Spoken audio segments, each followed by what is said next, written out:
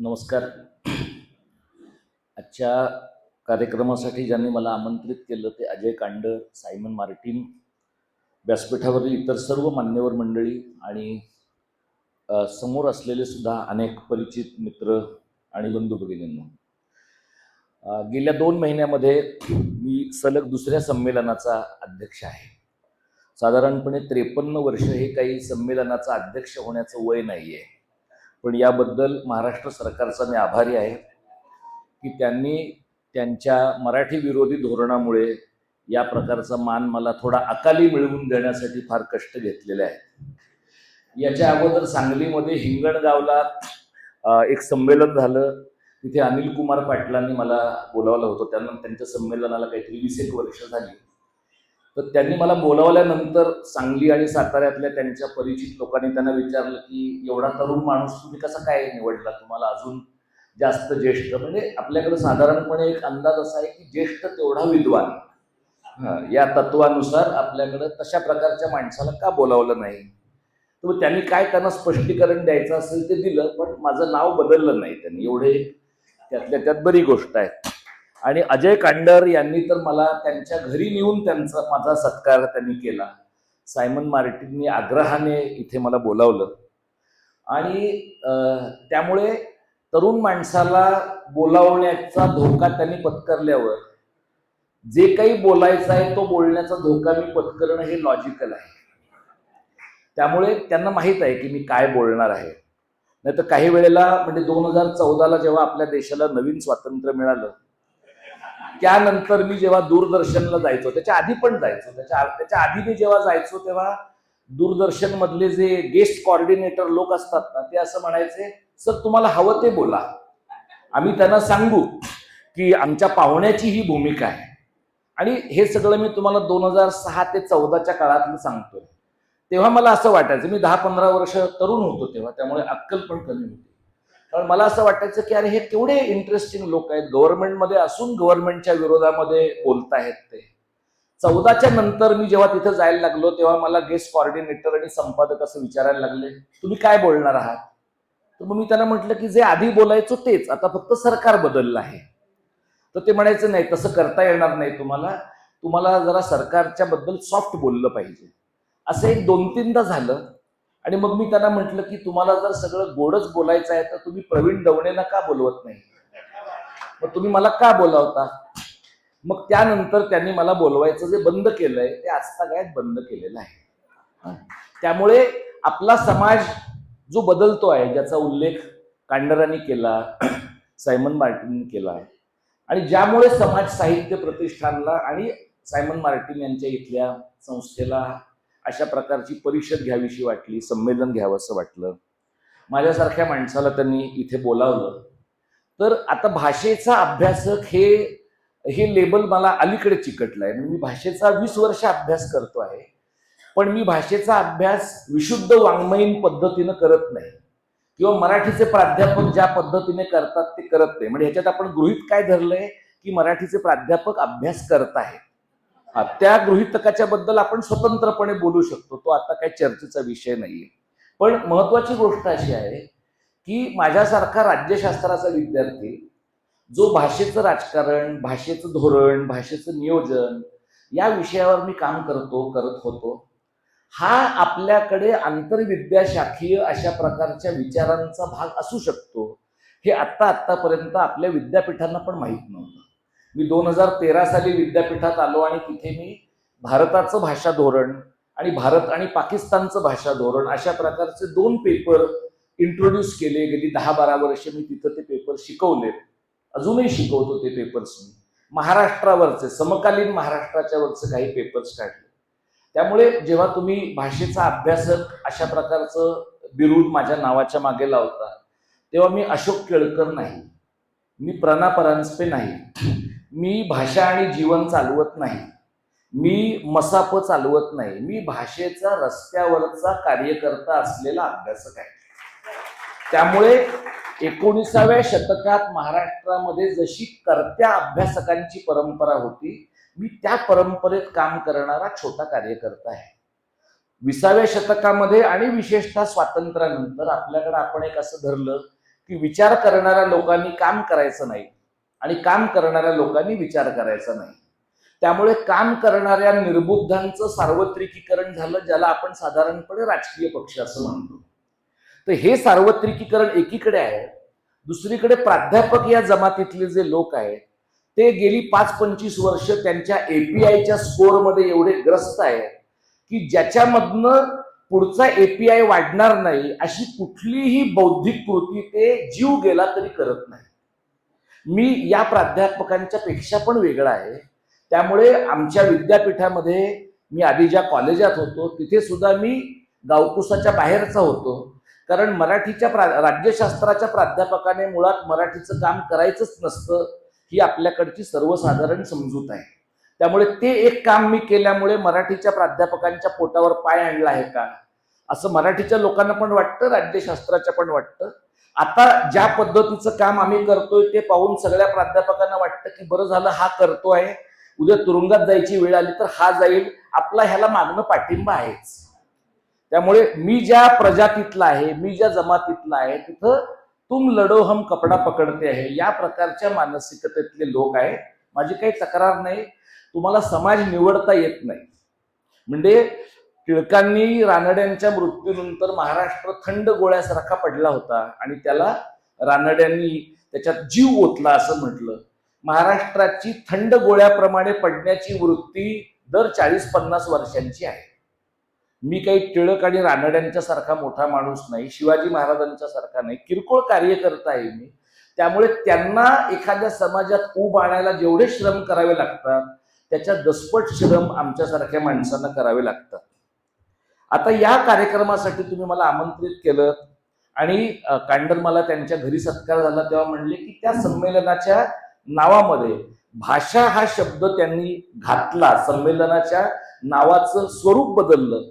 मला असं वाटतं की आमच्यासारख्या चळवळ करणाऱ्या लोकांनाही एका चांगल्या कवीनं, एका चांगल्या संघटकानं दिलेली मोलाची पावती आहे की जे आतापर्यंत तुम्ही समाज आणि साहित्याच्या बद्दल लोक बोलत होते, आता महाराष्ट्रातल्या 2 कवींना, त्यांच्या संघटनांना असं वाटतं आहे की भाषेच्या गाभ्याचा विचार केल्याशिवाय आपल्याला पुढे जाता येणार नाही. ही मला फार महत्वाची गोष्ट वाटते. एकीकडे 200 माणसांच्या बरोबरीने झालेलं आपल्यासारखं एक छोटेखानी संमेलन, एक छोटेखानी परिषद म्हणा आपली, यामध्ये भाषेच्या प्रश्नावर आपण मोकळेपणाने बोलतो. दुसरीकडे आता 1 तारखेपासून 5 तारखेपर्यंत जो सरकारचा रमणा होणार आहे अखिल भारतीय मराठी साहित्य संमेलनाचा, तिथे जा तुम्ही. 2 छत्रपती तुमच्या स्वागतासाठी तिथे हजर असणार आहेत. तिकडे एकदम पेशवाई कालीन, शाहू महाराज कालीन जेवणावळी पडणार आहेत. थोर विचारवंत पानिपतकार तिथे आपले अध्यक्ष असल्यामुळे आता फक्त ते तलवार घेऊन व्यासपीठावर येणार नाहीत, एवढीच एक किमान अपेक्षा आपल्याला बाळगता येणं शक्य आहे. हजारो कोट्यवधी रुपयांचा चुराडा करून अंतिमतः आपण काय करणार आहोत, बंद पडणाऱ्या मराठी शाळां रोखाव्यात असा एक ठराव महामंडळाचे एक पाय कबरीत गेलेले जे बहुतांश लोक आहेत ते तिथे तो एक ठराव करतील. सीमा भाग महाराष्ट्रात यावा यासाठी आम्ही कटिबद्ध आहोत हा दुसरा ठराव करतील. मी तुम्हाला ठरावही सांगतो, म्हणजे ते चुलीत घालण्याच्या पण योग्यतेचे नाहीत या प्रकारचे ठराव तिथं होतात. त्यामुळे मला असं वाटतं की अशी जी 200 माणसांची, 200-300 माणसांची, जिथे जेनझी ही जी पलीकडे मुलं बसलेली आहेत ह्या कॉलेजातली, मला माहित नाही ती स्वतःहून आलीत का शिक्षकांच्या दहशतीने आली, कारण मी कॉलेजात शिकवलं त्यामुळे बरेचदा मुलं आमच्या दहशतीपोटीच येतात आणि मग सुसंस्कृत होऊन बाहेर पडतात असं आम्ही मानतो. माहित नाही त्यांचं काय होतं ते, कदाचित ती नंतर खून वगैरेच्याच मागे लागतील अशा प्रकारच्या टॉर्चरमुळे, हेही मला माहित नाही. पण त्या मुली बिचाऱ्या आता तरी शांत आहेत, म्हणजे ऐकत असाव्यात असं मी गृहीत धरतो. माझ्या हस्ते संदेश भंडारेंचा सत्कार झाला. संदेश भंडारेंच्या माझ्या 2 आठवणी आहेत. त्यांनी मला मुंबईतनं पुण्याला नेलंय त्यांच्या कारने आणि ते एवढी वेगाने गाडी चालवतात की आपण जिवंत पुण्याला जाऊ की नाही याच्याबद्दल मला सतत शंका वाटत आलेली आहे. आणि मी त्यांना माझ्या सौम्य भाषेमध्ये, म्हणजे मी एरवी सौम्य बोलत नाही, पण जीव जाण्याची शक्यता असेल तर माणूस सौम्यच बोलतो. त्यामुळे मी त्यांना असं म्हटलं की तेव्हा ते साधारणपणे 100 ते 120च्या स्पीडने गाडी चालवायचे. तर मला असं वाटायचं की एक चांगला छायाचित्रकार आणि एक बरा कार्यकर्ता खंडाळ्याच्या घाटात दरीत पडून मेले, ही काही फार बरी बातमी महाराष्ट्राच्या दृष्टीने होईल असं मला वाटत नाही. पण त्यानंतर ते पण जिवंत आहे, मी पण जिवंत आहे, म्हणजे गाडीच्या वेगाचं बरं चाललेलं आहे असं मी धरतो. त्यावेळची एक गोष्ट त्यांची आणि आमची करायची राहिली आहे. त्यावेळेला आम्ही महाराष्ट्रातल्या मराठी शाळांचे छायाचित्रण करायचं होतं की शाळांची काय अवस्था आहे. सर तुम्ही ते लवकर केलं पाहिजे. आता जे लोक बसलेत सत्तेत त्यांच्या मनात आलं तर आणखी काही वर्षांनी मराठी शाळांच्या कौलांची पण चित्र काढण्याची किंवा छायाचित्र काढण्याची आपल्याला सोय राहणार नाही. त्यामुळे जितक्या लवकर मराठी शाळांचं काही एक दस्तावेजीकरण आणि काही एक माहिती आपण घेऊ तेवढं चांगलं आहे. अक्षयचा सत्कार झाला माझ्या हस्ते. सर्वसाधारणपणे असं आहे की तुम्ही अध्यक्ष झालात की तुम्हाला त्याचा एक कोलॅटरल फायदा मिळतो की तुम्ही बऱ्याच मोठ्या लोकांचे पण सत्कार करता. एकदा तुमची अध्यक्ष म्हणून पात्रता सिद्ध झाली आयोजकांच्या मते की मग बाकीच्यांना ती स्वीकारणं अपरिहार्य ठरतं. तुम्ही असं गृहीत धरलेलं आहे की बाकीच्या दोन्ही पुरस्कार विजेत्यांना पण ते योग्य वाटलेलं आहे. संध्याताई आल्यात. संध्याताई इथे आल्यामुळे मला टेन्शन असं आलं की गेल्या वर्षभरात मी त्यांना किमान 7-8 वेळा तरी त्या मला कॉलम लिही असं म्हणाल्या. मी आधी लिहितो असं म्हणालोय आणि मग ते कसं कठीण आहे हे त्यांना सांगितलेलं आहे. अगदी अलीकडे मला त्यांनी परवा मेसेज केला की साहित्य संमेलनात तू बोलणार आहेस तर याचं भाषण मला तू पाठवशील का. तर मी त्यांना म्हटलं की ते नाहीये माझ्याकडे कारण मी उत्स्फूर्त बोलणार आहे. तर मला असं वाटलं की हा खरंच उत्स्फूर्त बोलणार आहे का थाप मारतो आहे याची खातर जमा करून घेण्यासाठी तर संध्याताई या कार्यक्रमाला आलेल्या नाहीत ना असा मला एक प्रश्न पडला. ज्या काळामध्ये आपण राहतो काल ह्याच वेळेला मी नरेंद्र जाधवांच्या समितीच्या समोर मुंबईमध्ये गेलो होतो आणि तिथे त्यांच्याशी ह्या वेळेला आम्ही भांडत होतो. तुम्हाला माहिती आहे नरेंद्र जाधव मला पहा आणि फुले वाहा या संस्कृतीचे पाईक आहेत ते आणि सरकारचे लाडके आहेत ते. कारण अशी जॅकेट घातलेली आणि सेल्समन आणि MR सारखी बोलणारी विद्वान माणसं विशेषतः बहुजनांमधली असतील तर सरकारला फार आवडतात. असा बौद्ध तुम्हाला शोधून सापडणार नाही जसे जाधव आहेत की तो ब्राह्मणांना ब्राह्मण वाटतो, सारस्वतांना सारस्वत वाटतो, नवबौद्धांना आपल्यातला वाटतो आणि नवबौद्धेतरांना वाटणारे आपल्यातच असायला पाहिजे होता. तर असं ते त्यांनी काल 8वीच्या मुलांना असं विचारलं की तुम्हाला कोणती भाषा वैकल्पिक हवी आहे. म्हणजे ज्या मुलांना वैकल्पिक हा शब्द लिहिता येत नाहीये त्या मुलांना वैकल्पिक भाषा कुठली पाहिजे असं विचारलं जातं. आणि ह्याला हे लोक सर्वेक्षण म्हणतात. याला हे लोक लोकांच्या मतांचा कौल घेणं म्हणतात. याला हे लोक जाधवांचे शब्द आहेत. महादौरा, महाकौल, सुजन संवाद, सुखसंवाद. बरेचदा काय होतं की माणूस शिकला आणि त्याच्या सुमार कलाकृतीला लोकांची मान्यता मिळाली की आपोआप त्याला असं वाटतं की आता आपण रवींद्रनाथ टागोरांच्या पातळीचे आहोत किंवा किमान त्याचा अनुवाद करण्याच्या पातळीचे आहोत. जाधवांनी दुसरं काम केलंय. पहिलं काम ते करू इच्छितील म्हणजे नोबल जर अगदीच खालच्या दर्जाला गेलं तर त्यांनाही मिळू शकेल अशा प्रकारची शक्यता आहे. हे मी का सांगतोय माझं त्यांच्याशी काय पर्सनल दुश्मनी नाहीये. मगाशी साहित्यिकांचा उल्लेख झाला. साहित्यिकांनी बंधू तुम्ही म्हणालात की साहित्यिकांनी भूमिका घेतली आहे अनेक ठिकाणी. आता काही अपवाद वगळता महाराष्ट्रातले साहित्यिक हे पाठीचा कणा नावाचा अवयव नसलेले लोक आहेत. त्याच्यामध्ये सुद्धा गद्य लिहिणारे लोक सोडा तर कविता करणारे जे मंडळी आहेत त्याच्यातला एक मोठा वर्ग असा आहे की त्यांचा असा आहे कुणी बोलवलं, विवेक पंडितांनी बोलावलं जायचं, हितेंद्र ठाकूरने बोलावलं जायचं, पप्पू कलानीने बोलावलं जायचं. आपल्याला काय सुपारी मिळाल्याशी कारण. आपल्याला संध्याकाळी 4 कविता वाचून पिठातल्या प्रेक्षकांच्या टाळ्या मिळाल्या, संध्याकाळी चिकन मटण खायला मिळालं आणि रात्री मीठ दारू आणि मानधन मिळालं की मायभाषेची सेवा केल्याचं पुण्य मिळतं. या प्रकारच्या धारणेमध्ये जे लोक आहेत त्यांच्याकडून तुम्ही कोणत्याही प्रकारच्या सांस्कृतिक भूमिकेची अपेक्षा बाळगू शकत नाही. माझ्यासारख्या प्राध्यापकाला ज्याने माझ्या जमातीतले 90% लोक हे शून्य भूमिका घेणारे आहेत. म्हणजे ते जो विषय शिकवतात त्याच्यातही त्यांची काही भूमिका नसते. कारण भूमिका घेण्यासाठी पण थोडंफार वाचावं लागतं आणि आपण असं गृहीतच धरले की वाचणं ही मुलांची जबाबदारी आहे. मुलांची जबाबदारी असल्यामुळे शिक्षकांची जबाबदारी फक्त इव्हॅल्युएट करण्याची आहे. हा काय प्रकारचा समाज आहे मला तुम्ही सांगा. हा जो समाज आहे, जो महाराष्ट्रीय समाज आहे असं आपण मानतो, म्हणजे जिथे मुंबईसारख्या ठिकाणी, मुंबईच्या जवळ असलेल्या वसईसारख्या ठिकाणी तुम्ही सायमन मार्टिन यांचं जो सुरुवातीचं बोलणं जर ऐकलं, तर एखाद्या संघटकाला एखादं काम उभं करताना होणारा जो त्रास आहे, मी त्यांच्याशी रिलेट का करू शकतो, की त्यांनी काम केल्यामुळे किमान एक 200च्या आसपास माणसं आज सभागृहात दिसत आहेत.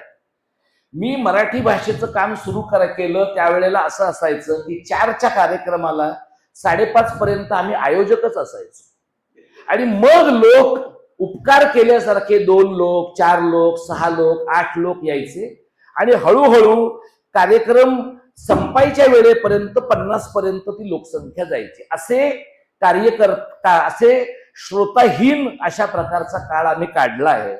आणि त्यावेळेला आपली माध्यमं, आपले प्राध्यापक, आपले लेखक, आपले कलावंत हे सगळे कुठे होते, तर हे सगळे म्हणजे रमणा ही गोष्ट उत्तर पेशवाईत होती असं मानू नका. रमणा ही गोष्ट संयुक्त महाराष्ट्रात पण आहे. तुम्हाला एकनाथ शिंदे तुमच्या घरी चहा प्यायला त्यांच्या घरी चहा प्यायला बोलवतात, त्यांच्या घरच्या गणपतीच्या दर्शनाला बोलवतात, मग तुम्हाला कुठेतरी 10% घरच मिळतं, मग अचानक एखाद्या सिनेमात तुम्हाला रोलच मिळतो, आणि मग तुम्हाला असं वाटतं की अरे हा तर सांस्कृतिक माणूस आहे. मग अचानक पुढे जाऊन तुम्हाला असं वाटतं की अरे भुजबळ साहेब म्हणजे हे तर नव्या काळातले महात्मा फुलेच आहेत. आणि मग आपल्याला कळतं की अरे हे महाराष्ट्र सदनाच्या घोटाळ्यात पण होते. तुम्ही जाऊन बघा त्यांचा भुजबळ पॅलेस, रगड पैसे कमवून ओबीसींच्या जीवावर अत्यंत मोठे झालेले गृहस्थ आहे. हे कुठून सुरू झालंय, तुम्ही सगळ्या जातींचे लोक घ्या, पवारांपासून धनु मुंडेपर्यंत सगळ्या जातीतल्या राजकीय पुढाऱ्यांनी स्वतःच्या तुंबड्या भरल्या, आणि तुंबड्या भरल्याचं फार नीट लक्षात येऊ नये म्हणून तुंबड्या भरणाऱ्या सहकाऱ्यांची फौज निर्माण केलेली आहे. मग त्यातला कोणी प्रायव्हेट सेक्रेटरी आहे, त्यातला कोणी इतर कुठल्या पदावर आहे. अनेक लोकांनी, तुम्ही बीडमध्ये पाहिलं असेल, अनेक लोकांनी अधिकृत लग्नाची बायको एक आणि अनधिकृत 10-15 अशा अनेक बायकांच्या नावावर स्वतःची बेनामी संपत्ती केलेली आहे. त्यावर लोकांचं काय म्हणणं आहे, असं चालतंच ना. ज्यांच्याकडे पैसा आहे ते काहीतरी करतीलच ना. प्रश्न असा आहे की यातलं दुःख काय आहे, त्यांना करता आलं, मला ते जमलं नाही, हा प्रॉब्लेम आहे. म्हणजे त्यांनी केलं ते अनैतिक आहे असं नाही, आपली सर्वसाधारण समाज म्हणून धारणाच इतकी न नैतिक आहे. जे राज्यशास्त्राचे लोक आहेत त्यांना कळेल, मॅकेवली आणि कौटिल्याच्या बोलण्यामध्ये मॉरल, अमॉरल आणि इमॉरल अशा प्रकारचं वर्गीकरण आहे. तर आपले सगळे, आपल्या समाजाची धारणा इतकी अमॉरल किंवा न नैतिक स्वरूपाची आहे की भ्रष्टाचाराचा अनेक लोकांना का राग येतो, कारण आपण त्याचे लाभार्थी नाही आहोत म्हणून. लाडकी बहीण योजनेचा अनेकांना लाभ काय येतो, आपण भाऊ आहोत म्हणून. अनेक लोकांना वाटतं की अरे आपण बहीण असतो तर आपल्याला इथे 1,500 मिळाले असते, बिहारमध्ये तर आपल्या भावाने 10,000 दिलेत एका वेळेला. त्यामुळे भावांचं दुःख वेगळं आहे. भावांचं दुःख काय, आपल्याला फक्त मटण आणि दारू मिळाली. बहिणींचं दुःख काय आहे, आपल्याला 10,000 मिळाले आणि रक्षाबंधनाची साडी मिळाली, आणि किंवा आपल्याला शिर्डीला जाता आलं, आपल्याला चारधामला जाता आलं. हे सगळं फुकट करून घेणारे लोक कोण आहेत, झोपडपट्टीतले लोक आहेत असं कृपया समजू नका. हा आपल्या व्यापक सामाजिक संस्कृतीतला आजार आहे. झोपडपट्टीतले लोक एकेकाळी इंदिरा गांधींकडनं साड्या घ्यायचे असं लोक म्हणतात. आता मध्यम आणि उच्च मध्यमवर्गीय लोकांच्या सोसायट्यांमध्ये लोक मेंटेनन्स घेतात, लोक साईबाबांचं मंदिर करून घेतात, लोक केबलचे पैसे घेतात, लोक लाद्या टाकून घेतात. म्हणजे फक्त लबाडी आर्टिक्युलेट कोणत्या भाषेत करायची आहे, मराठीत करायची आहे, हिंदीत करायची आहे का इंग्रजीत करायची आहे, एवढाच फरक गेल्या काही वर्षातल्या आपल्या राजकीय संस्कृतीमध्ये आहे. अशा परिस्थितीमध्ये माझ्यासारखा माणूस, आम्ही सगळे लोक भाषेचं काम करतो. आता गेल्या 7-8 महिन्यांच्या मध्ये आमचं काम समाजाच्या पुढे आलं. त्याच्या अगोदर काही महिने आम्हाला असं वाटत होतं की आपला समाज एवढा मेला आहे, एवढा असंवेदनशील झालाय, तर आपण कशाला काम करायचं, आपण हे काम बंद केलं पाहिजे. पण आम्ही ते काम बंद केलं नाही. गेल्या 7-8 महिन्यामध्ये महाराष्ट्रात ते अनेक ठिकाणी पोहोचलं. आता ज्या वेळेला आम्ही तिसऱ्या भाषेच्या सक्तीच्या विरोधातलं काम केलं, ज्याचा अजय कांडरांनी, सायमन मार्टिन यांनी पण उल्लेख केला. हे काम आम्ही उभं केलं त्यावेळेला महाराष्ट्रात अनेक लोकांना हिंदीच्या वर्चस्वामुळे महाराष्ट्राचं काय होणार आहे याचा विचार नव्हता. लोकांचं काय म्हणणं आहे, आपण बोलतो की हिंदी, आपल्याला काय प्रॉब्लेम आहे, या पद्धतीने लोकांनी अत्यंत सैलपणाने हा दृष्टिकोन घेतला. पण नागरी समाजामधनं चळवळ उभी राहिली आणि अंतिमतः सरकारला 2 शासन निर्णय मागे घ्यावे लागले. आत्ता जे लोक आपल्याकडे सत्तेत आहेत त्या लोकांची स्वतःची एक इकोसिस्टीम आहे, एक परिसंस्था आहे. ती काय आहे, तर जो कोणी विरोध करेल, जो कोणी डिसेंट व्यक्त करेल, जो कोणी विरोधी भूमिका घेईल, त्या माणसाला कुठलं ना कुठलं लेबल लावायचं. म्हणजे एक काय आहे, तुम्ही विकासाच्या विरोधी आहात, म्हणजे तुम्ही मेट्रोसाठी झाडं तोडतो असं म्हणला, तुम्ही विकासाच्या विरोधी आहात.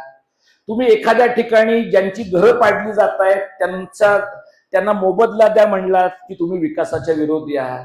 ज्या पद्धतीने अश्विनी भेडे नावाच्या बाईंचं गेल्या 10 वर्षामध्ये आपल्याकडच्या इन्फ्रास्ट्रक्चरवाल्या लोकांनी दैवतीकरण केलं, ते जर तुम्ही पाहिलं तर त्या मेट्रोनं जाणारी माणसं, त्याच्यात झालेला खर्च, झालेला भ्रष्टाचार आणि त्यातनं मुंबई शहराचा झालेला फायदा, याचं जर तुम्ही गणित मांडलं तर अश्विनी भेडेंचं ऍक्च्युअली डिमोशन व्हायला पाहिजे. पण आजच्या घडीला महाराष्ट्रातल्या अनेक लोकांच्या ते रोल मॉडेल आहे. त्या का रोल मॉडेल आहे, कारण महाराष्ट्राचे जे देवाभाऊ आहेत किंवा महाराष्ट्राचे जे कावाभाऊ आहेत, मला ते कावाभाऊ वाटतात, बऱ्याच बायांना ते देवाभाऊ वाटतात, अशा खूप बहिणी चिकटल्यात बघा त्यांना गेल्या काही महिन्यामध्ये. मी त्यांच्या स्पर्धा चालू आहे देवाभाऊ म्हणायची. म्हणजे अशा प्रकारची स्पर्धा कधी असते, बाप जेव्हा मरायला टेकलेला असतो ना त्यावेळेला भावंडांमध्ये जी तीव्र स्पर्धा असते त्या लेवलची ही स्पर्धा आहे. किंवा बापाकडे प्रचंड घबाड आहे आणि त्याच्या एका सहीनं ते घबाड आपल्याला मिळण्याची शक्यता आहे, तर देवेंद्र फडणवीसांकडे त्या प्रकारचं आर्थिक घबाड आहे. ते त्यांचं स्वतःच्या मालकीचं नाहीये, पण ते राज्याचे मुख्यमंत्री म्हणून त्यांच्या मालकीचं आहे. आणि त्यामुळे आता जे लोक त्यांच्या जवळ गेलेत त्यांना एकदा पैसा मिळाला की संघ आणि भाजपच्या बाकीच्या इकोसिस्टीम बद्दल त्यांचं काही म्हणणं नाही. ही काय इकोसिस्टीम आहे, इथं सायमन मार्टिननी त्यांचं म्हणणं मांडलं. ही जी इकोसिस्टीम आहे ती इकोसिस्टीम मुसलमानांना असं विचारते, तुम्ही मराठीतनं कसं काय बोलता, तुम्हाला येतं का मराठी? ती ख्रिश्चनांना असं विचारते, तुम्हाला पण मराठी येतं का? ती बौद्धांना असं विचारते की तुम्ही आपल्यातलेच आहात का? म्हणजे ही जी हिंदुस्थानची इकोसिस्टीम किंवा परिसंस्था आहे ती काय आहे, तर ती परिसंस्था वर्जनवादी आहे, एक्सक्लुजनिस्ट आहे. काही लोक आपले आहेत, काही लोक इतरांचे आहेत. आपले जे लोक आहेत ते छान आहेत, इतरांचे जे लोक आहेत ते समाजाला घातक आहेत, इतरांचे जे लोक आहेत ते समाजाच्या उपयोगाचे नाही, अशा प्रकारची भूमिका घेऊन जाणारे लोक आहेत. प्रश्न असा आहे की यांना यश कसं मिळतं, तर यांना यश मिळण्याचे 2-3 जे मार्ग आहेत, ज्यातला एका मार्गाला मार्क्सने फॉल्स कॉन्शियसनेस असं म्हटलंय. हा फॉल्स कॉन्शियसनेस काय आहे की राम मंदिरावरचा ध्वज असा वर गेला आणि मगाशी मार्टिन कुठे गेले, मार्टिनने मगाशी म्हटलं की टोपी घालायची आहे तुम्ही आणि टोपी काढायची नाही अजिबात. तर मला त्यांना असं सांगावं असं वाटलं, अगदी सुरुवातीला मला सांगायचं होतं की या देशामध्ये आपण 2014 पासून सगळ्यांना टोप्या घालण्याची जबाबदारी एका माणसाला दिलेली असताना तुम्ही ती जबाबदारी ऍडिशनली का स्वतःच्या अंगावर घेतली, हा मला एक प्रश्न पडला. आपण आउटसोर्स केलंय त्याच्याकडे, त्या माणसाकडे 140 कोटी लोकांना टोप्या घालायचा आपण आउटसोर्स केलेला आहे. त्यामुळे तुमच्यासारख्या सज्जन माणसाची त्याच्याबरोबर फोटो येऊ शकेल, काळजी घ्या तुम्ही ह्या बाबतीमध्ये, कारण तो माणूस फार चकवा देणारा आहे. तर या माणसाने तो राम मंदिराचा ध्वज वरती गेल्यानंतर ते असे थरथरणारे हात पाहिलेत का तुम्ही? ते जे थरथरणारे हात आहेत ते तुमचे माझे असते तर लोक म्हणले असते अल्झायमर झाला याला. पण आता लोक काय म्हणतात, परमेश्वराकडून डायरेक्ट आलेल्या प्रेरणेमुळे आता या माणसाचा सेंद्रिय प्रेरणेमुळे आणि दैवी प्रेरणेमुळे आपला हात थरथरतो आहे. प्रॉब्लेम काय तुम्ही लक्षात घ्या, प्रॉब्लेम हा माणूस सत्तेत आला हा नाहीये. आपल्या देशामध्ये एवढे मूर्ख लोक आधीपासूनच होते. सोशल मीडियामुळे जशी झुरळं स्प्रे मारल्यावर बाहेर पडतात ना, त्यांची अंडी बाहेर पडतात, तसे व्हॉट्सअपमुळे आपल्या समाजातले निर्बुद्ध लोक सैरावैरा पळताना तुम्हाला दिसतात. ते पहाटे 6 पासून सैरावैरा पळतात. ते तुम्हाला पहाटे 6 वाजता तुम्हाला मेसेज पाठवतील, गुड मॉर्निंग, तुम्हाला माहित आहे का हा देश संकटात आहे? तुम्हाला माहित आहे का की आणखी 15 वर्षांनी मुसलमानांची लोकसंख्या 42% होणार आहे? एक दिवशी या मुंबईचा महापौर खान नाही, देशाचा पंतप्रधानच खान होईल. मग अचानक जागा होतो आपल्यातला जो कोणी हिंदू आहे तो, आणि असं म्हणतो नाही होताच कामा नये हे, आणि मग 7 लोकांना संतोषी मातेचा तो मेसेज पाठवतोच. व्हॉट्सअपवाल्यांनी ते 7चं 5 वर आणलंय आता, कारण व्हॉट्सअपवाल्यांना संतोषी माता माहिती नाहीये. त्यामुळे इलॉन मस्क पेक्षा संतोषी माता जास्त प्रभावी आहे, तुम्ही लक्षात घ्या. त्यामुळे मग या पद्धतीने जेव्हा तुमचा मेसेज प्रभावीपणे जातो, तेव्हा निर्बुद्धतेचं सार्वत्रिकीकरण करण्याचा जो कार्यक्रम देशभरात चालू आहे, त्या कार्यक्रमाची महाराष्ट्र ही लेटेस्ट प्रयोगशाळा आहे. या संमेलनामध्ये म्हणजे मला स्वतःच बोलता येणार आहे. मगाशी अजय कांडर म्हणाले की तुलाच सगळं तूच बोलायचंय, तुझ्यासाठीच वेळ आहे. आता आयोजक जेव्हा असं म्हणतात तेव्हा वक्त्याला आनंद होतो, पण त्याचा दुसरा अर्थ असाही आहे की लोक राहतील का नाही ही जबाबदारी तुझीच आहे. म्हणजे समजा नाही राहिले लोक, तर कांडर असं म्हणू शकतात की मी त्याला म्हटलं होतं तू कितीही बोलू शकतोस, पण श्रोते असेपर्यंतच बोल हे त्याने लक्षात घेतलं नाही. त्यामुळे हे एक तुम्ही लक्षात घ्या, हा जे गेल्या 10-15 वर्षात या देशात घडलेला आहे आणि महाराष्ट्रात घडतंय, या पद्धतीमध्ये तुमच्या सोबतच्या माणसांबद्दल अविश्वास बाळगणं, तुमच्या सोबतच्या माणसांच्या हेतूबद्दल शंका घेणं. सायमन मार्टिन माझ्याशी एवढं गोड बोलतायत म्हणजे त्यांना उद्या मला ख्रिस्तीच करायचं आहे, याच्यापेक्षा वेगळा अजेंडा एका ख्रिस्ती माणसाच्या मनात असूच कसा शकतो? आणि हे बहुतेक सायमन मार्टिन आणि मध्य पूर्वेतले मुसलमान यांचा एकत्रित अजेंडा आहे की दीपक पवारला संमेलनाला बोलवून हळूहळू त्याला तिकडे वळवायचं आहे. अशा प्रकारच्या कॉन्स्पिरसी थिअरीजवर विश्वास ठेवता येणं, इतका फ्रजाईल समाज, इतका दुबळा समाज गेल्या 15 वर्षामध्ये तयार केलेला आहे. 80% ज्या समाजाची या देशात लोकसंख्या आहे त्यांचं सरकार आलंय, त्यांनी मंदिर बांधलंय, त्यांना उरलेल्या आणखी मशिदी संपवायच्या आहे, मग ख्रिश्चनांचा नंबर आहे, मग बौद्धांचा नंबर आहे, मग ओबीसींचा लागणार आहे. आता ओबीसी घोड्यावर आहे, पण ओबीसींचा 4था नंबर आहे, त्यांनी सबका नंबर आहे का, त्यांनी थोडं थांबायचं आहे. तर हे सगळी प्रोसेस होईपर्यंत लोकांना काय वाटतं, नाही पण आपण संकटात आहोत ना, आपला हिंदूंचा एकच देश आहे. अरे पण हिंदूंचा एक देश, नेहरूंसारखा तुमच्या दृष्टीनं नालायक माणूस सत्तेत होता तेव्हा बरा चालला होता. इंदिरा गांधींच्या सारखी बाई सत्तेत होती तेव्हा बरा चालला होता. राजीव गांधींसारखा तुमच्या दृष्टीनं परदेशातली डान्सबार मध्ये काम करणारी बाई लग्न करून आणली तेव्हा सुद्धा कॉम्प्युटर सकट बरा चालला होता. मग तुमच्याच काळामध्ये लोकांना कॉम्प्युटरची पूजा का करावीशी वाटते? तुमच्याच काळामध्ये लोकांना विमानाला लिंबू नारळ का बांधावं असं वाटतंय?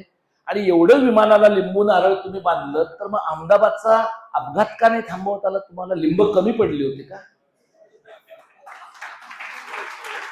म्हणजे प्रश्न विचारण्याच्या क्षमतेचा पूर्ण अभाव हे समकालीन भारतीय समाजाचं वैशिष्ट्य आहे. आणि महाराष्ट्राचं कसं आहे, जिथे लोक बोटभर माती खातात तिथे आपण हातभर माती खातो. आपली वृत्ती आहे ती की आपण देशाचं नेतृत्व करतो ते याही बाबतीत करतो की लोकांनी आत्महत्या केली तर इतरांनी आत्महत्या करू नये, हा त्या आत्महत्येचा संदेश आहे. आपण त्या आत्महत्या पथकातले पुढचे शिलेदार आहोत. म्हणून उत्तर भारतातल्या लोकांनी गायपट्ट्याचं पूर्ण हिंदू राष्ट्रामध्ये रूपांतर केल्यानंतर इथे मीरा रोड पासून सिंधुदुर्गापर्यंत सगळीकडे आता आपला हिंदू खतऱ्यामध्ये आलेला आहे. आणि तो खतऱ्यामध्ये आल्यामुळे लोकांना असं वाटतं की तेवढं करायचं, म्हणजे एकदा मुसलमानाचा बंदोबस्त केला, एकदा पंक्चरवाल्याला धक्क्याला लावलं की बाकी हिंदूंचे सगळे प्रश्न आपोआप निकाली निघणार आहे. हे जे फेक नॅरेटिव्ह आहे, हे जे मेटा नॅरेटिव्ह आहे, याच्या पोटात महाराष्ट्र गुदमरतो आहे. याचं भान आमच्या चळवळीने गेल्या 8 महिन्यामध्ये लोकांना दिलं. आम्ही काय यशस्वी होऊ शकलो? कारण हे आम्ही लोकांना सांगितलं. बरेच लोक मला असं म्हणतात की तुझ्या आंदोलनामुळे राज ठाकरे आणि उद्धव ठाकरे एकत्र आले. आता ही खूप आनंदाची गोष्ट आहे का याच्याबद्दल मला शंका आहे. मला माहित नाही. दोन भाऊ एकत्र येणं हे त्यांचं त्यांचं चांगलं आहे, पण भावांनी एकत्र येणं, चुलत्या पुतण्यांनी एकत्र येणं याच्यापेक्षा ते एकत्र आल्यावर त्यांचं महाराष्ट्र, मराठी भाषा, मराठी शाळा, मराठी माणूस याच्याबद्दलची भूमिका काय आहे याचा विचार मला जास्त महत्वाचा वाटतो. कारण जर हे दोघं एकत्र आल्यानंतर सुद्धा आदित्य ठाकरे मुंबई पब्लिक स्कूलच्या नावाखाली मराठी शाळा बंद करणार असतील तर त्यांच्या एकत्र येण्यानं मराठी शाळांचा, मराठी भाषेचा फायदा होत नाही. चुलते पुतणे एकत्र आल्यानंतर सुद्धा सुप्रिया सुळेंच्या पब्लिक स्कूलची संख्या वाढणारच असेल आणि SSC बोर्डाच्या शाळा बंद पडणार असतील तर त्यामध्ये मराठी माणसाचं, मराठी शाळांचं, मराठी भाषेचं अहित आहे. या परिस्थितीमध्ये आम्ही जे काही काम उभं करण्याचा प्रयत्न करतोय आणि त्या कामामध्ये मला असं दिसतं की समाजाचा जो विचार करणारा वर्ग आहे त्या विचार करणाऱ्या वर्गामध्ये बोटांचा सातत्यानं वापर केल्यामुळे बोटांची सक्रियता आणि पायांची असक्रियता असं काहीतरी नवं मेकॅनिझम निर्माण झालंय की काहीही लोकांना पाठवलं, म्हणजे एक 4 पॅरेग्राफचा मेसेज पाठवला तर तो मेसेज पडायच्या आधी लोक थम्सअप करतात. म्हणजे मला खात्रीच असते की लोकांनी हे वाचलेलं नाहीये. पण लोकांचं कसं आहे, पाठवलं ना दीपक पवारने बरोबरच असणार. त्याच्यामध्ये मी काहीही पाठवलं तरी सुद्धा त्यांना थम्सअप आहे. याचं कारण तो त्यांच्या कृतीचा अंत आहे. मला अनेक लोक असं, म्हणजे विशेषतः मराठीचे प्राध्यापक मला असं म्हणतात, सो तुम्ही फार छान काम करताय, आम्ही आहोत तुमच्या मागे. पण मागेच आहे, म्हणजे हे स्वामी समर्थांचे नवे अवतार आहेत. भिवू नकोस, मी तुझ्या पाठीशी आहे, पुढे येणार नाही. तुझी व्यवस्थेनं ठासली तर मी लांबून पाहीन, तुझ्या शोकसभेमध्ये येऊन एखादी कविता सादर करीन, पण प्रत्यक्षात कृतीमध्ये सहभागी होणार नाही. महाराष्ट्र हे एकेकाळी गांधींचा शब्द वापरायचा तर कार्यकर्त्यांचं मोहळ होतं. आज महाराष्ट्र हे व्हॉट्सअप कार्यकर्त्यांचं मोहळ आहे. महाराष्ट्र हे अँड्रॉइड फोनवरच्या कार्यकर्त्यांचं मोहळ आहे. रस्त्यावर उतरून आंदोलन करायचं झालं आणि 100 लोकांनी थम्सअप तुम्हाला पाठवला तर 2 लोक येतील असं मी गृहीत धरतो, त्यातला एक मीच आहे. दुसरा माणूस जर आला तर फारच मोठं यश आपण कमावलंय असं धरलं पाहिजे. या प्रकारचं जडत्व आपल्या समाजात आहे. मग आपला समाज जातो कुठे? आपला समाज इंदुरीकर महाराजाच्या कीर्तनाला जातो आणि आपल्याला असं वाटतं की इंदुरीकर महाराज तिथं जे बायकांच्या बद्दल बोलतात ते तेवढं ग्रेट आहे, कारण ते बायका पण एन्जॉय करतात. म्हणजे बायकांच्या डोक्यातली पेट्रियार्की, पितृसत्ताक व्यवस्था इतकी पक्की आहे की एखाद्या बाईबद्दल जेव्हा इंदुरीकर महाराज बोलतात तेव्हा सुनेला वाटतं की हे सासूबद्दल आहे, सासूला वाटतं की हे सुनेबद्दल आहे, आणि दोन्ही रोल मध्ये असणाऱ्या एखाद्या मुलीला वाटतं की बरं झालं त्यांची ठासली, आपल्याला आनंद आहे. आणि पुरुषांचं तर असं आहे की बायकांवर जेवढे विनोद होतील तेवढ्यामध्ये पुरुषांना आनंदच आहे.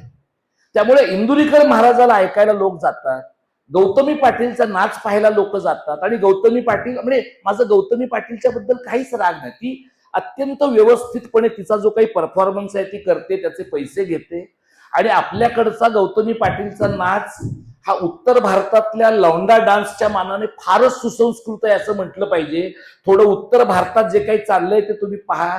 माणसाचं ऑब्जेक्टिफिकेशन, वस्तुकरण किती बिभत्स स्वरूपामध्ये होतं याचा तुम्हाला एक नीट अंदाज येऊ शकेल.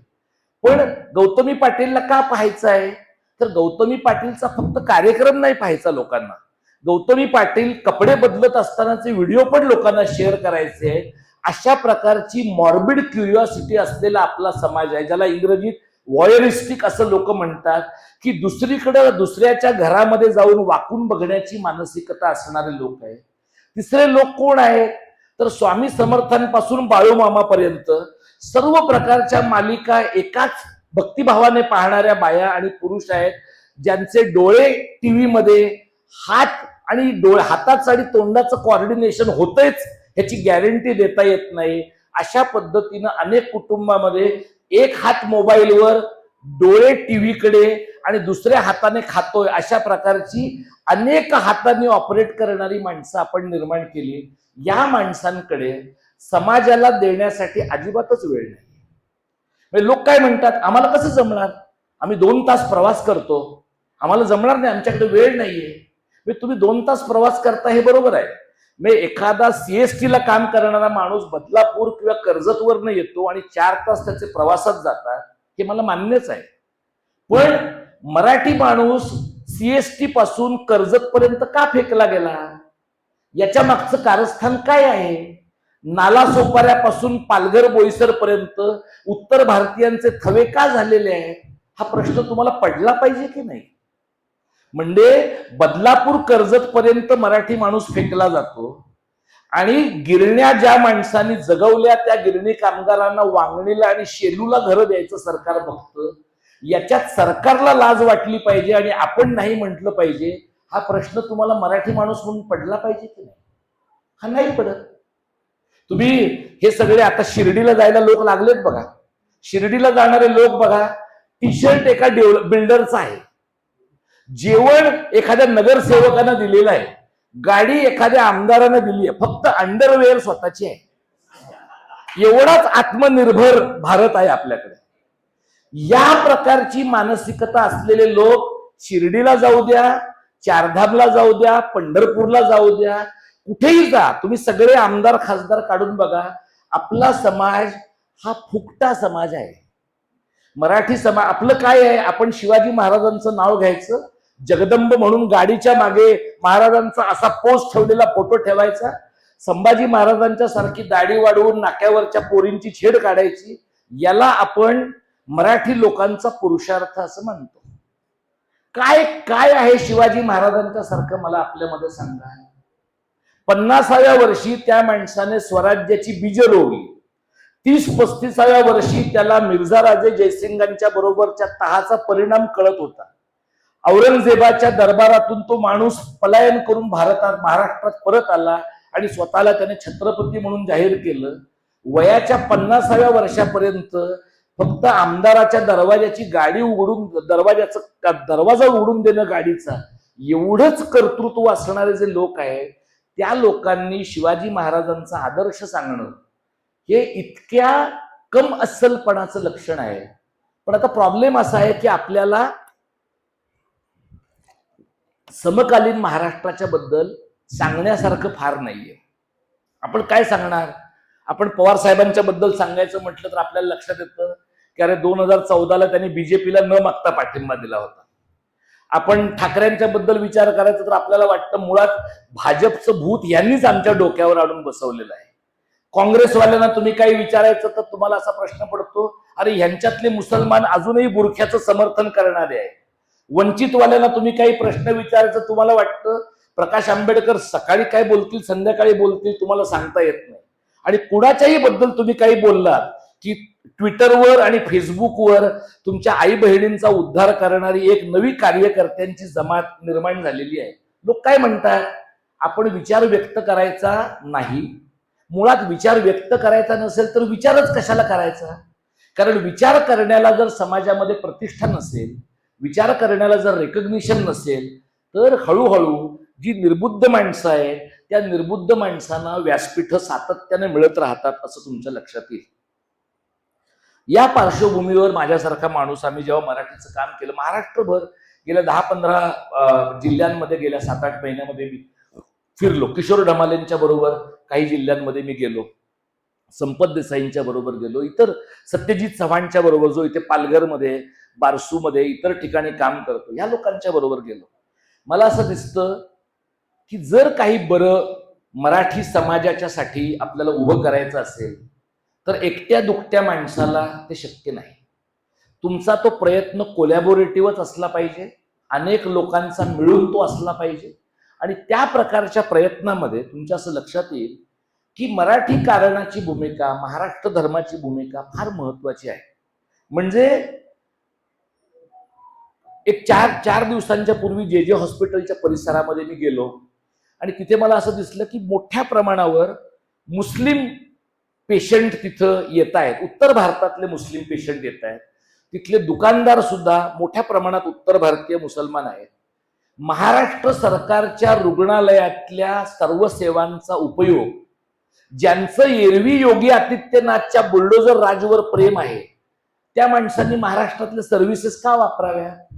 महाराष्ट्रातल्या संसाधनांवर, महाराष्ट्रातल्या शिक्षण, आरोग्य आणि इतर सगळ्या सेवांवर पहिला हक्क महाराष्ट्रातल्या सर्वधर्मीय मराठी माणसांचा आहे.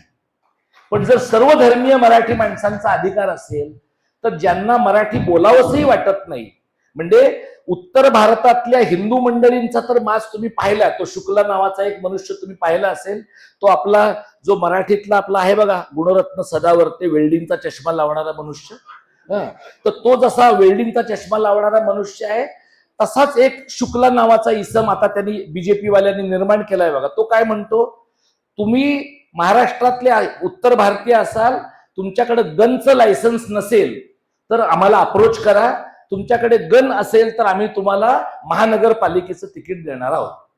म्हणजे हे जर नीट प्रोसेस झालं तर आणखी 10 वर्षांनी मुंबई महानगरपालिकेच्या प्रत्येक वॉर्डमध्ये निवडणुकीच्या आधी सूचना म्हणून गोळीबार होण्याची शक्यता दाट आहे. आणि हे आपण ओढवून घेतलंय. हे कसं ओढवून घेतलंय? आपल्याच लोकांनी या सगळ्या अनधिकृत वस्त्यांमधनं कमिशन एजंट म्हणून काम केलंय आणि मग झोपडपट्ट्यांमधले गुंड आणि बिल्डर यांच्या साठलोट्यामधनं आज परिस्थिती अशी आहे की फक्त मुंबई नाही, MMR प्रांतामध्ये मराठी माणूस संख्येनं अल्पसंख्याक झाला आहे, अशा प्रकारची परिस्थिती आहे. याचा काय परिणाम होईल? याचा एक इमिजिएट परिणाम जो मला कल्पना नाही, वसईपासून तलासरीपर्यंतच्या लोकांना त्याचा परिणाम जास्त जाणवला पाहिजे की इथं वाढवणचं बंदर होतंय, इथे मुरबेचा प्रकल्प होतोय, आपले जे इन्फ्रा मुख्यमंत्री आहेत त्यांच्या मनामधली 3री मुंबई 4थी मुंबई असं सगळं त्यांना करायचं आहे. आणि त्यांना हे राज्य अशा प्रकारचं बनवायचं आहे की महाराष्ट्रापासून ते पूर्ण वेगळं झालं तरी सुद्धा इथल्या बिझनेस कम्युनिटीच्या फायद्यासाठी ते नीट ऑपरेट झालं पाहिजे. आणखी 10 वर्ष जर ही प्रक्रिया अशीच चालू राहिली तर आज ज्याला तुम्ही MMRचा प्रांत म्हणता तो MMRचा प्रांत हे केंद्रशासित प्रदेश होईल, वेगळं राज्य होईल किंवा गुजरातला जोडलं जाईल. ह्यातलं काही घडू शकेल. लोक काय म्हणतात, हे महानगरपालिकेच्या निवडणुकीच्या आधी लोक नेहमीच बोलतात. हा प्रश्न तुम्ही राज ठाकरे आणि उद्धव ठाकरेंना विचारा, त्याची कारणं काय आहे. मी जेव्हा याबद्दल असं म्हणतो, मला काही निवडणूक लढवायची नाहीये. त्यामुळे आमचं असं म्हणणं आहे की वाढवण बंदराच्या बाबतीमध्ये तुम्ही तिथल्या लोकांना विचारलं का? तिथल्या समृद्धी महामार्गाच्या बाबतीमध्ये ज्यांच्या जमिनी ताब्यात घेतल्या त्यांना विचारलं का? तुमच्यातले जे कोणी लोक पत्रकार मंडळी इथे आहेत, समीर मणियार आहेत तिथे मागे बसलेले, बरीच पत्रकार मंडळी आहेत, थोडं मंत्रालयात जाऊन या. समृद्धी महामार्गाच्या वॉर रूम मधून मोपलवारला केवढे पैसे सुटले जरा तपासून घ्या. एक IAS ऑफिसर काहीशे कोटी रुपयांचा मालक झालाय गेल्या काही वर्षांमध्ये. आणि IAS अधिकारी आणि लोकप्रतिनिधी यांच्यात फक्त नातेसंबंध नाहीये, यांच्यात आता आर्थिक हितसंबंध आहे. एक नव्या प्रकारचा पॉलिटिकल बिझनेस एलिट आपण निर्माण केलाय. म्हणजे जो माणूस IAS आहे तोच कदाचित उद्या बिल्डर होणार आहे, तोच कदाचित परवा लोकप्रतिनिधी होणार आहे आणि तोच कदाचित एका व्यापक सिंडिकेटचा भाग म्हणून यानंतरच्या काळामध्ये आपल्या समोर येणार आहे. अशा वातावरणामध्ये आपण लोक काम कसं करणार? तर हे संमेलन जे तुम्ही इथं वसईमध्ये घेतलं आणि मराठी ख्रिस्ती संमेलन जे तुम्ही नाशिकमध्ये घेताय, मला असं वाटतं की विद्रोही संमेलन असेल, मराठी ख्रिस्ती संमेलन असेल, मराठी मुस्लिम साहित्य संमेलन असेल, या सगळ्यांमधून आपली जी सगळ्यांची एकत्रित मराठी माणूस म्हणून ओळख आहे, त्याची भाषा काही असेल, म्हणजे महाराष्ट्रातल्या मुसलमानांची भाषा मराठी आहे हे मी म्हणत नाही, हे हमीद दलवाईंनी म्हटलंय. हे हमीद दलवाईंनी म्हटलं असेल तर आज ते आपण हमीद दलवाईंच्या धर्मातल्या लोकांना पण सांगायला पाहिजे आणि इथल्या माथेफिरू हिंदूंना पण सांगायला पाहिजे. आणि उत्तर भारतातनं इथं येऊन स्वतःचा वहाबी इस्लामचा प्रचार करणारे जे मुसलमान आहेत त्यांना पण सांगितलं पाहिजे की महाराष्ट्रातल्या मुसलमानांची भाषा मराठी आहे आणि त्यामुळे इथल्या महाराष्ट्र धर्माचे ते अविभाज्य घटक आहे. काय प्रकारचं राज्य, काय प्रकारचा समाज आणि काय प्रकारची भाषा या नंतरच्या काळात राहू शकते.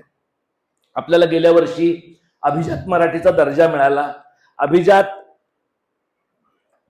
मराठीचा दर्जा मिळाल्यामुळे फक्त काही व्याख्यानं देणाऱ्या लोकांचा फायदा झालेला आहे. कवींचा फायदा म्हणजे जे असे मॅगी सारख्या पटापट अभिजात कवी भाषेवरच्या कविता पाडतात अशा लोकांचा फायदा झालेला आहे. आणि गेल्या 5 वर्षात तुम्ही पाहिलं तर सरकार स्वतःचे कार्यक्रम स्वतः करत नाही. सरकारने स्वतःचे कार्यक्रम पण वेगवेगळ्या एजन्सीजना दिलेले आहे आणि ह्या सगळ्या एजन्सीज पक्षनिरपेक्ष आहे. उद्धव ठाकरे मुख्यमंत्री असले तरी ते कार्यक्रम करतात, एकनाथ शिंदे असले तरी कार्यक्रम करतात, फडणवीस असले तरी करतात, कारण भूमिका नावाची गोष्ट त्यांनी आयुष्यात कधी ऐकलेली नाहीये. त्यामुळे हे जे लोक आहेत हे धंदेवाईक आहेत. या सगळ्या धंदेवाईक लोकांच्या मदतीनं व्याख्यानांचे परिसंवादांचे कार्यक्रम गेल्या 4 महिन्यांमध्ये अभिजात मराठीचे उत्सव महाराष्ट्रामध्ये होत आहेत. साधा एक प्रश्न तुम्ही तुमच्यापैकी जे कोणी माहितीच्या अधिकाराचं काम करतात सरकारला टाकून पहा की गेल्या 1 वर्षामध्ये भारत सरकारने मराठी भाषेला अभिजात मराठीच्या विकासासाठी किती रुपये दिले आहेत? 1 रुपया सुद्धा भारत सरकारने अद्याप दिलेला नाहीये. महाराष्ट्र सरकार अभिजात मराठीसाठी कोट्यवधी रुपये खर्च करतंय. जिल्हा संमेलनांना 5 लाख रुपये आता मिळतात. त्यामुळे त्या ठिकाणी जिल्हा संमेलन करणाऱ्या लोकांना लॉटरी लागलेली आहे. आता अट काय आहे की हार तुरे घ्यायचे, सत्कार स्वीकारायचे, सरकारबद्दल काही बोलायचं नाही. एवढ्या मिनिमम अपेक्षेवर हे सगळं चाललेलं आहे. आणि त्यामुळे तुमच्या असं लक्षात येईल की भाषेच्या प्रश्नाच्या बाबतीतला कळीचा प्रश्न लोकांच्या दृष्टीनं काय आहे, तो शिक्षणाचा आहे. मातृभाषेतलं शिक्षण राहिलं नाही, मराठी शाळा राहिल्या नाहीत तर मराठी भाषेची लढाई आणखी 10 वर्षांनी लढण्याची गरजच पडणार नाही. इतकी भयानक अवस्था आहे. पण आपल्याकडे गेल्या 7-8 महिन्यातल्या या सगळ्या संघर्षात पण आम्ही पाहिलं आपला कोणताही राजकीय पक्ष मराठी शाळांच्या बद्दल बोलायला तयार नाही. का तयार नाहीत? यांची मुलं मराठी शाळेमध्ये गेलेली नाही. आम्ही आमच्या मुलांना मराठी माध्यमाच्या शाळेत घातलं, त्यामुळे आमचं बोलणं आणि आमचं करणं याच्यामध्ये साम्य आहे. आमच्या बोलण्यात आणि करण्यात विसंगती नाही. तुम्ही मराठी भाषेचा आग्रह व्यासपीठावर धराल आणि तुमची मुलं बॉम्बे स्कॉटिश मध्ये शिकतील तर लोक तुमच्या विसंगतीवर बोट ठेवतीलच. आणि त्यामुळे यानंतरच्या काळामध्ये जर आपल्याला भाषेचं काही करायचं असेल तर मराठी शाळा जगवणं ही एक अत्यंत नितांत महत्वाची गोष्ट आहे. त्याच्याशिवाय दुसरं काहीही शक्य नाही असं मला वाटतं. अजून किती 5-1 मिनिटं बोलू? चालेल, बोलू ना 5 मिनिटं. काय आहे की लोकशाहीमध्ये एक कन्सेंट नावाची गोष्ट आहे, सहमती नावाची गोष्ट आहे. आणि तो कन्सेंट जो आहे तो आतून पण आलेला असू शकतो आणि वरवरचा पण असतो. मी जो व्यक्त केलाय तो आतून आलेला आहे. म्हणजे तुम्ही जर म्हणलं असतात की आता फार झालं बोर करणं तर थांबलो असतो मी. दुसरा जो कन्सेंट आहे तो आपल्या देशातल्या नंबर 1च्या माणसाचा आहे. तो सगळ्यांना सगळं विचारतो आणि मग आपल्याच मन की बात शेवटची करतो. किंवा मग संसदेच्या पायऱ्यांवर जाऊन रडतो. पण संसदेच्या पायऱ्यांवर रडल्यानंतर त्या अश्रूंनी जेवढी पायऱ्यांची झीज झालेली नसेल त्यापेक्षा जास्त झीज आपल्या वागण्याने करतो. म्हणजे प्रत्यक्षातलं बोलणं आणि हा सगळा सहमतीचा डोलार आम्ही उभा करतोय असं म्हणणं, याच्यामध्ये आपण एक लक्षात घ्यायला पाहिजे की आता गेल्या 5-25 वर्षामध्ये अत्यंत माथे फिरू लोक सुद्धा स्वतःला लोकशाही म्हणायला लागलेले आहेत. म्हणजे तुमच्यापैकी जे कोणी मुबी नावाचा प्लॅटफॉर्म पाहत असतील त्याच्यावर मुसोलिनीवरची एक सिरीज आहे, तुम्ही पहा ती. जे कोणी असे सिनेमा बफ असतील त्यांनी जरूर पहा. त्यातनं मुसोलिनी नावाचा माणूस कसा निर्माण झाला आणि हळूहळू त्याने म्हणजे इटालियन जनतेला मूर्ख बनवण्याचा मेकॅनिझम कसा डेव्हलप केला, फार सुंदर मांडलंय. मला एक 10-15 वर्षापूर्वीपर्यंत असं वाटायचं की जे जर्मनीत घडलं, जे इटलीत घडलं, जे स्पेनमध्ये घडलं ते भारतात शक्य नाहीये. मला असं वाटतं की मी भारतीय लोकांच्या मूर्खपणाला अंडर एस्टिमेट केलं होतं. भारतीय लोकांमध्ये उपजत मूर्खपणाचा एवढा प्रादुर्भाव आहे की एखाद्या माणसाने आपल्याला धक्क्याला लावायचं ठरवलं तर भारतीय माणसं रांग लावून त्या धक्क्यापर्यंत जातात. या मानसिकतेतला आपला समाज आहे. त्यामुळे तुमच्यातल्या ज्यांना कोणाला असं वाटत असेल की 5 वर्षांनी निवडणूक होते, संसदेचं अधिवेशन चालू होतं, संपतं, दरम्यानच्या काळात काही लोकांना निलंबित केलं जातं, दरम्यानच्या काळात राहुल गांधी सारख्या माणसाला उचलून बाहेर टाकलं जातं, पण सगळं छान आहे, बाकी सब चंगा आहे असं वाटणारे जे लोक आहेत ना, त्यांनी लक्षात घ्या की निवडणुकीचा निकाल पण आधी झालाय, पुढच्या 5 वर्षात काय ठरायचं ते पण आधीच झालंय. तसं जर नसतं तर प्रत्येक नवा प्रोजेक्ट अदानी शेठला कसा मिळतो? असं जर नसतं तर अटल सेतू संपतो तिथे अंबानीला जागा कशी मिळते? म्हणजे लोक असं म्हणतात बघा, या देशात 2 जण विकतायत, 2 जण विकत घेतायत. तुम्हाला माहिती आहे ते 4 थोर लोक कोण आहेत ते? हे जे लोक आहे, या 4 थोर लोकांचे महाराष्ट्रातले जे बगलबच्चे आहेत, हे महाराष्ट्रातले बगलबच्चे 2 पद्धतीनं महाराष्ट्र विकतायत. त्यातला एक भाग आहे पॉलिटिकल इकॉनॉमीचा. महाराष्ट्राची अर्थव्यवस्था, राजकीय अर्थव्यवस्था अशी निकामी करायची की हळूहळू महाराष्ट्र पांगळा होईल. आणि दुसरं, महाराष्ट्राच्या डोक्यात हिंदुत्वाचं भूत इतकं घालायचं की आपले लोक दहीहंडीच्या दिवशी सुद्धा भारत का बच्चा बच्चा जय श्रीराम बोलेगा हे गाणं म्हणतील. म्हणजे इतकं इंजिनियर्ड निर्बुद्धत्व मराठी समाजामध्ये आणलं जाऊ शकतं. हे गेल्या 10-20 वर्षाची महाराष्ट्राची प्रयोगशाळा जर आपण पाहिली नसती तर आपल्या लक्षात आलं नसतं. 2 मार्ग आहेत त्याच्यातनं बाहेर पडण्याचा. एक जो मार्ग आहे तो महाराष्ट्र धर्माचा आहे, ज्याच्याबद्दल आम्ही बोलतो. या महाराष्ट्र धर्माबद्दल राजाराम शास्त्री भागवत बोलले, शिवाजी महाराजांच्या बद्दल बोललं गेलेलं आहे, महानुभावांच्या साहित्यामध्ये महाराष्ट्र धर्माचा उल्लेख आहे, सातवाहनाच्या काळापासून महाराष्ट्र या शब्दाचा उल्लेख आहे. आपण संयुक्त महाराष्ट्र मिळवला, पण इथून एक 80-100 किलोमीटरवरचं डांग उंबरगाव आपल्याला मिळवता आलं नाही, कारण मोरारजी देसाईंना मुंबई गमावल्याचं जे दुःख होतं त्यासाठी चव्हाण साहेबांनी खांदा दिल्यामुळे डांग उंबरगाव आपण गमावलेला आहे, बुऱ्हाणपूर आपण गमावलेला आहे, बेळगाव कारवार आपण गमावलेला आहे. लोक काय म्हणतील, ह्याला राज्यशास्त्रामध्ये लोक इरिडेंटिझम असं म्हणतात, गेलेली भूमी पुन्हा मिळवण्याचा भाग. महाराष्ट्राकडे तुम्ही मराठी लोकांच्या राष्ट्रीय जाणीवेचा प्रदेश म्हणून जर पाहिलं तर तुम्हाला या सगळ्या भूभागाचं आणि तो गमावला जाण्याचं महत्व कळेल.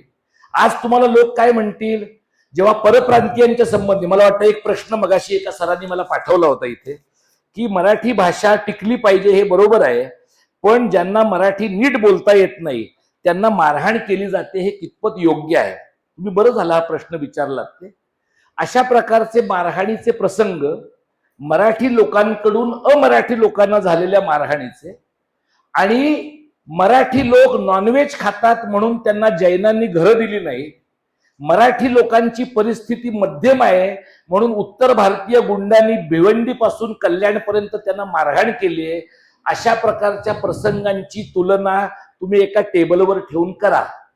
मराठी माणसांनी केलेल्या मारहाणीचं मी समर्थन करत नाही, पण मराठी माणसांना झालेल्या मारहाणीचं समर्थन लोक कसं करू शकतील? हे राज्य मराठी माणसांचं आहे, हे राज्य मराठी भाषा बोलणाऱ्या सर्व धर्मीय मराठी माणसांचं असेल तर इथला जैन, इथला मारवाडी, इथला बंगाली, इथला इतर भाषिक माणूस त्याने मराठी मी बोलणार नाही असं म्हणण्याची हिंमतच करता कामा नये. ही हिंमत उत्तर प्रदेश आणि बिहारमध्ये जाऊन मराठी माणसाने केली तर उत्तर प्रदेश आणि बिहारचे लोक त्याला ताणून मारतील.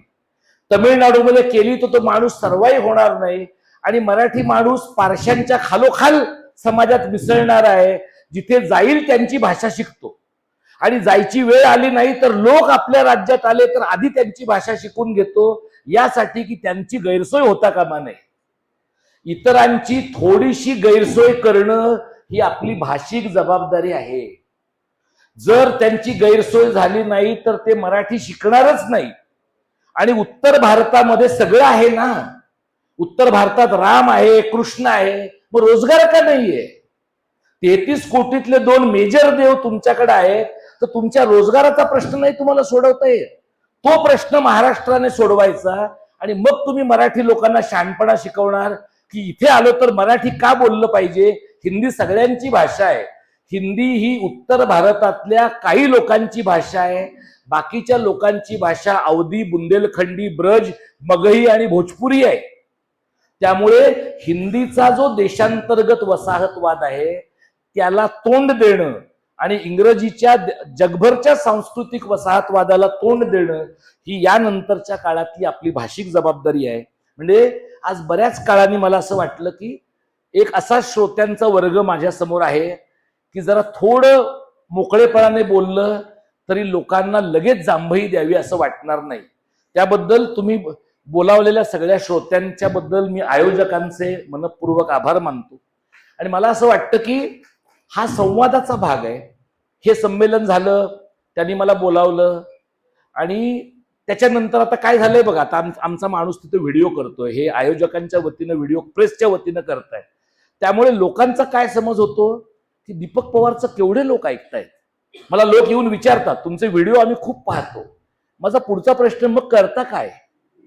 व्हिडिओ खूप पाहता पण करता काय? तर व्हिडिओ पाहून तुम्ही जर फॉरवर्ड करत असाल तर माझ्यात आणि संतोषी मातेत काही फरक नाही. ते व्हिडिओ पाहून जर तुम्ही बूड हलवणार असाल तर ते व्हिडिओ करून रक्त आठवड्याला लोक मला हे विचारतात, ओ तुम्ही अजून नोकरी करता का? तुम्हाला काढलं नाहीये ना? म्हणजे काढलं जावं ही तुमची अपेक्षा आहे का काढलं जाईल ही तुमच्या मनातली भीती आहे? आणि असं आहे की तुम्हाला भीती वाटत नाही का असं लोक म्हणतात. 100 लोकांपैकी 90 लोकांनी बूडच हलवलं नाही तर उरलेल्या 10 लोकांना भीती वाटली तरी रक्त आटवावंच लागतं. त्यामुळे 100 लोकांपैकी 100 लोकांनी जर बूड हलवलं तर आपल्या भीतीचं वाटप नाही का होणार? भीतीचं वाटप होईल ना. मला अशा प्रकारचं भाषण करताना आणि देशातल्या 4 माफियांची नावं घेताना मी काही एवढा फार शिवाजी महाराजांच्या सारखा धाडसी माणूस आहे का? किरकोळ माणूस आहे. पण मला असं वाटतं की असं बोलून तुरुंगात जाणं हे तोंड चिकटवून ठेवण्यापेक्षा जास्त महत्वाचं आहे. पण लोकांचं काय आहे, लोक असं म्हणतात तुम्ही यायला पाहिजे होतं बोलायला. अरे म्हणजे मी येईपर्यंत तुम्ही करणार काय होता? हा जो आपल्याकडचा दैवी माइंडसेट आहे ना किंवा स्थानिक पातळीवरचा हा प्रॉब्लेम सॉल्व्हिंग माणूस आहे. म्हणजे मी काही फिटर प्लंबर नाहीये. मी ते काही वाईट आहे असं माझं म्हणणं नाही. पण फिटर प्लंबर म्हणजे काय, नळ गळतोय तर तुम्ही काही नाही करू शकत, प्लंबरच करतो. तर समाज गळायला लागल्यावर मी काही समाजाचा प्लंबर आहे का? तुमच्या पातळीवर तुम्ही काही फर्स्ट एडचं काम कराल की नाही? त्या प्रकारचं काम मला वाटतं उभं राहिलं पाहिजे. आणि एक मोठं समकालीन जागतिकीकरणाला आव्हान देणारं महाराष्ट्र धर्माचं मराठीकरणाचं नॅरेटिव्ह उभं राहिलं पाहिजे. आणि सगळ्यात महत्वाचं, माझा स्वार्थ सांगतो मी तुम्हाला, इथे जर 200 माणसं आली असतील तर सायमन मार्टिनला तर मी माझ्याबरोबर घेणारच आहे. पण मला आणखी 10 माणसं जर मला काम करणारी माझ्यासोबत मिळाली तर या कष्टाचं फळ नीट होईल. लोक जर म्हणले की नाही होतं तो दीपक पवार छान बोलला पण त्याचं तो छानच बोलतो, त्याचं तो बघून घे, या माइंडसेटचा काही उपयोग नाही. हा माइंडसेट आणि गावात चावडीवर तंबाखू मुळत कोणाची बायको कोणाबरोबर गेली ह्या माइंडसेटमध्ये काही फरक नाही. हा तंबाखू मळणाऱ्यांच्या माइंडसेट पासून दूर जाणं आणि प्रत्यक्षात काम करणं ही फार महत्वाची गोष्ट आहे अशी मी आपल्याला विनंती करतो. अजय कांडर आणि सायमन मार्टिन यांचे आभार मानतो. ज्यांना माझ्या हस्ते पुरस्कार मिळाले त्यांचंही मी त्यांच्या वतीने माझं कौतुक यासाठी करतो की त्यांचा सत्कार माझ्या हस्ते झाला ही माझ्या दृष्टीने आनंदाची गोष्ट आहे. कविता मोरवणकरच्या संग्रहाचं माझ्या हस्ते प्रकाशन झालं. तो संग्रह माझ्या आत्ताच हाती आलेला आहे. त्याच्यामुळे आणि मी निर्ढावलेला समीक्षक नसल्यामुळे कविता न वाचता त्याच्यावर बोलण्याची कला मला अवगत नाहीये. त्यामुळे कविते माझ्या हस्ते प्रकाशन झालं एवढंच मी तुम्हाला सांगतो. तुम्ही ते पुस्तक यथावकाश पाहालच. आम्ही नरेंद्र जाधवांच्या समितीच्या विरोधामध्ये 3ऱ्या भाषेच्या सक्तीच्या विरोधात केलेली एक पुस्तिका बाहेर ठेवली. माझे सहकारी आहे. आमची चळवळ आम्ही लोकवर्गणीतनं चालवतो आणि त्यामुळे ती पुस्तिका जर तुम्ही विकत घेतलीत तर आम्हाला आनंद होईल. एवढंच सांगतो. आयोजकांचे मी मनपूर्वक आभार मानतो. शांतपणाने तुम्ही ऐकलत. म्हणजे प्राध्यापक लोक 50 मिनिटं बोलतात हे मलाही माहित आहे, पण आज मी 60 मिनिटं बोललो आहे. मी स्वतःचाच विक्रम मोडण्याची चूक केली आहे असं दिसतं. तर तुम्ही सगळ्यांनी ऐकलं शांतपणाने, विशेषतः तरुण मुलांनी, कारण त्यांच्या आयुष्यातले इंस्टाग्रामचे एवढे महत्वाचे क्षण एका 50शी उलटलेल्या माणसावर त्यांनी वाया घालवले. म्हणजे त्यांना नरकात तरी जागा मिळेल की नाही मला कल्पना नाहीत. बाकी 50च्या पुढच्या लोकांबद्दल मला काही फार म्हणायचं नाही, कारण जसं आम्ही आयुष्याचं काही फार बरं केलं नाही तसं तुम्ही केलेलं नाहीये, त्यामुळे आपलं बरं चाललंय. पण तरुण पोरांचं मला वाटतं की ज्या काळात त्यांना त्यांच्या बॉयफ्रेंडला एक 50 तरी मेसेजेस पाठवता आले असते, त्या काळामध्ये माझ्यासारख्या माणसाचं भाषेसारख्या वृक्ष विषयावर त्यांनी ऐकणं ही एक फारच गंभीर भाषिक आपत्ती आहे असं मी मानतो. पण त्या आपत्तीला तुम्ही धैर्याने सामोरे गेलात, तुमचं सगळ्यांचं कौतुक. पुन्हा भेटत राहूया आणि सगळ्यात महत्वाचं, एक मराठी भाषा, मराठी शाळा टिकूया. महाराष्ट्र हातातनं सुटत चाललाय याचं भान पक्क ठेवूया आणि एकत्र काम करूया. आणि ते करताना महाराष्ट्र ही एकच जात आहे, मराठी एकच जात आहे. अगदीच तुम्हाला जातींचा पुळका असेल तर ही एकच जात आहे आणि मराठी ही एकच ओळख आहे. एवढ्या एका गोष्टीवर आपण कायम एकत्र राहूया. धन्यवाद. जय मराठी, जय महाराष्ट्र.